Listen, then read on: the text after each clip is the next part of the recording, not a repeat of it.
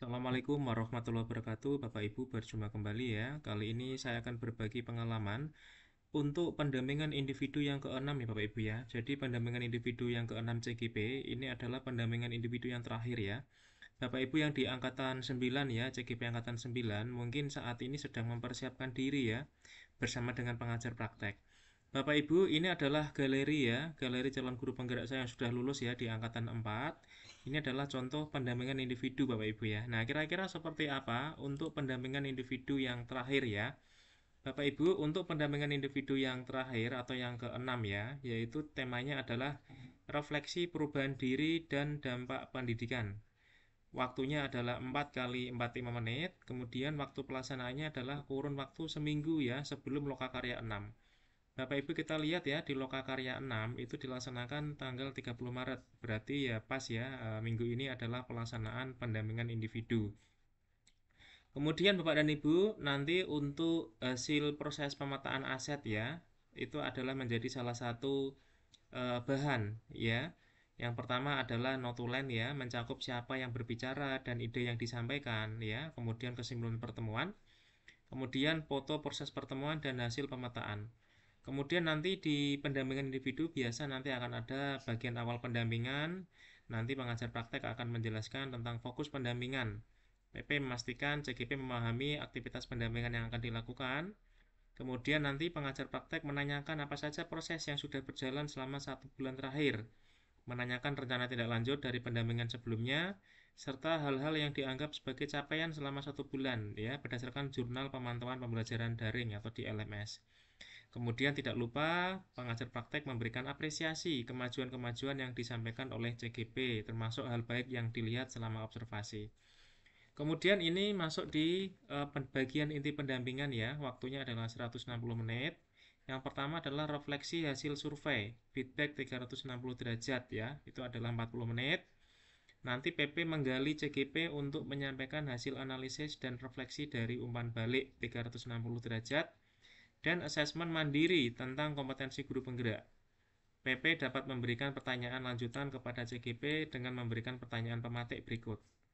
Yang pertama adalah berdasarkan hasil feedback 360 derajat dan asesmen mandiri tentang kompetensi guru penggerak, apa yang kurang baik atau perlu ditingkatkan menurut responden terhadap kompetensi Bapak dan Ibu. Jelaskan menurut masing-masing responden ya, baik kepala sekolah, rekan sejawat ataupun murid. Yang kedua, apa rencana Bapak Ibu ke depannya untuk semakin mengasah kompetensi guru penggerak yang harus Bapak Ibu miliki? Dan yang ketiga adalah siapa saja yang akan Bapak Ibu libatkan untuk meningkatkan kompetensi guru penggerak yang harus Bapak Ibu miliki. Bapak Ibu itu adalah refleksi hasil survei 360 derajat ya, bagian inti pendampingan individu yang keenam.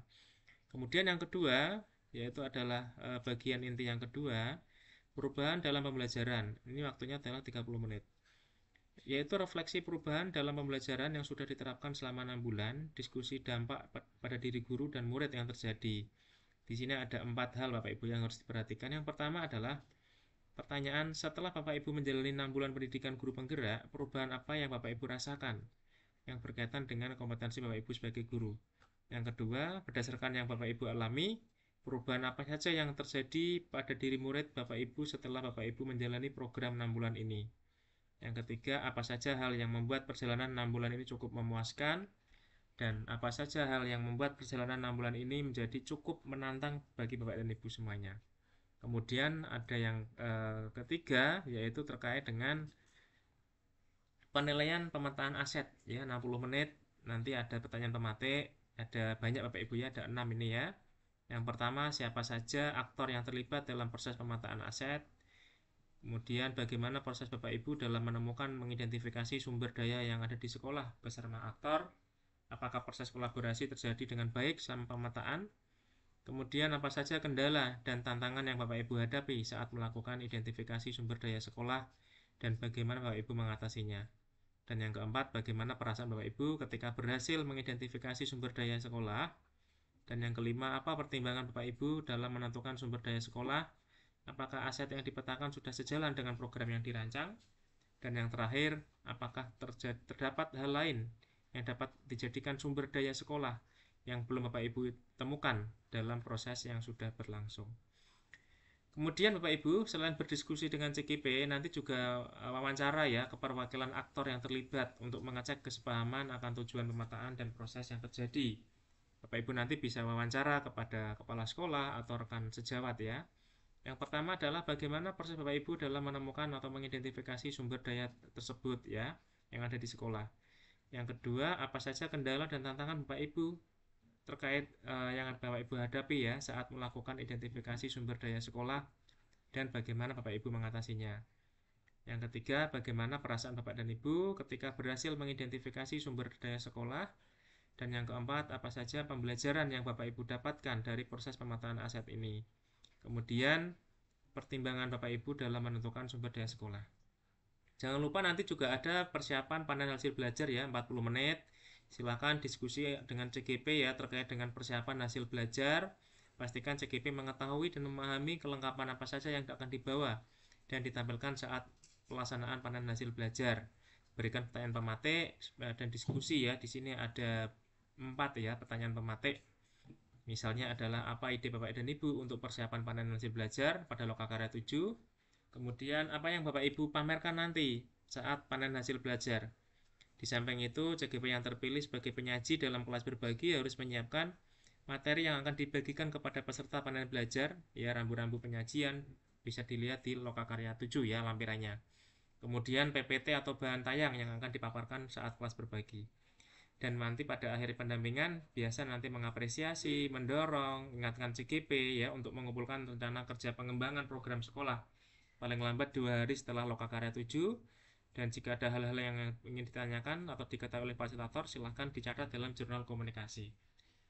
Kemudian jangan lupa nanti ada penilaian dan laporan ya. Ada umpan balik dari kepala sekolah, rekan sejawat, murid di awal akhir dan pendampingan. Kemudian melakukan penilaian terhadap pemetaan aset berdasarkan rubrik di lampiran 9.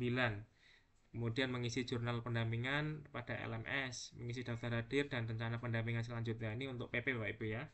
Kemudian melakukan penilaian terhadap rencana kerja pengembangan program sekolah, yaitu yang dikumpulkan CGP 2 hari setelah Lokakarya 7, lampiran 10.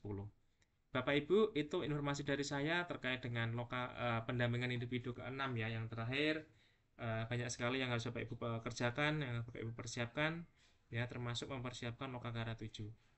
Bapak Ibu terima kasih, semoga bermanfaat. Jangan lupa like dan subscribe ya. Klik loncengnya biar tidak ketinggalan video terbaru dari saya. Assalamualaikum warahmatullahi wabarakatuh.